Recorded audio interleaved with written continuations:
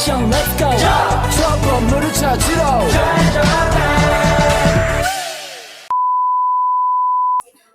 Halo teman-teman, kami dari kelompok 3 ingin mempresentasikan hasil diskusi kami mengenai materi alkali golongan 1A.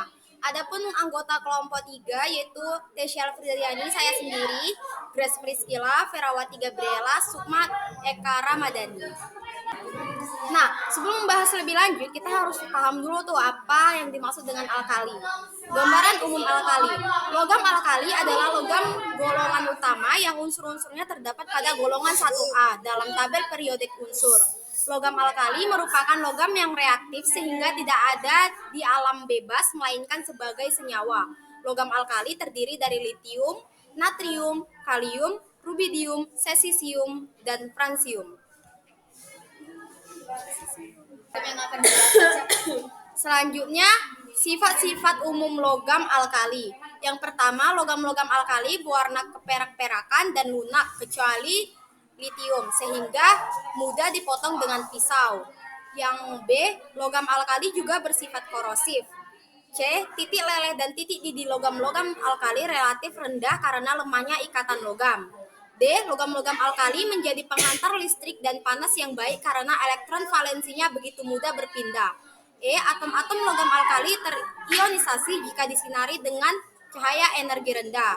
Dan F, logam-logam alkali memiliki energi yang pengionan yang rendah karena elektron valensi atom-atom logam alkali sangat mudah dilepaskan. G, dalam senyawa-senyawanya, semua logam alkali memiliki bilangan oksidasi +1. A, garam-garam logam alkali dengan anion-anion yang kecil sangat mudah larut dengan air.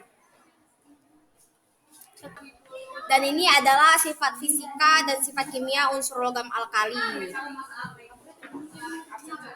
Ini gambarnya ya guys. Selanjutnya saya Grace Priscilla yang akan menjelaskan reaksi-reaksi logam alkali. Logam-logam alkali merupakan pereduksi yang kuat dan reaktif. Semua logam alkali mengalami reaksi oksidasi jika direaksikan dengan air, oksigen, hidrogen, nitrogen, halogen, belerang, fosfor, asam, dan amonia. Semakin ke bawah dalam golongan reaktivitas makin besar. Sebagai contoh, jika logam alkali dilarutkan ke dalam air. A, litium bereaksi dengan mudah. B, natrium bereaksi hebat sehingga gas hidrogen yang dihasilkan dapat menyala. C, kalium, rubium, dan cesium menyebabkan H2 terbakar menjadi nyala. Panas yang dihasilkan memberikan energi aktivitas yang menyalakan H2. Semua reaksi logam alkali dengan air berlangsung secara ekonomis. Dan inilah tabel reaksi-reaksi logam alkali. Selanjutnya, saya Sukma Eka Ramadhani akan menjelaskan kegunaan logam-logam alkali dan senyawanya. Litium dan senyawanya. Yang pertama, litium digunakan sebagai media transfer panas dalam percobaan reaktor nuklir karena Li memiliki kapasitas panas yang tinggi.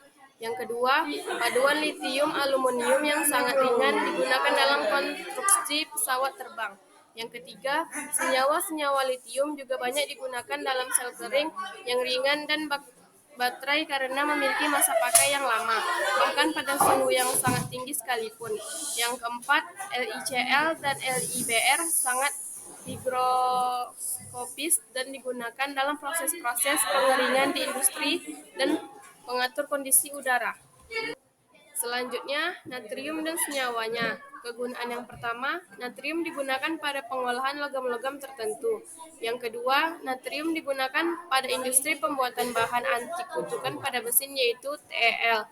Yang ketiga, logam Na digunakan sebagai reduksi dalam pembuatan bahan obat-obatan dan penyeluruh dalam metalurgi logam seperti titanium dan zirconium. Yang keempat, NaOH digunakan dalam industri rayon, cairan pembersih, sabun, kertas, tekstil, dan polimer. Saya Ferawati Gabriela akan menjelaskan kegunaan kalium dan senyawanya. Yang pertama, senyawa KO2 digunakan sebagai bahan cadangan oksigen dalam tambang atau bawah tanah, kapal selam, dan digunakan untuk memulihkan seseorang yang keracunan gas.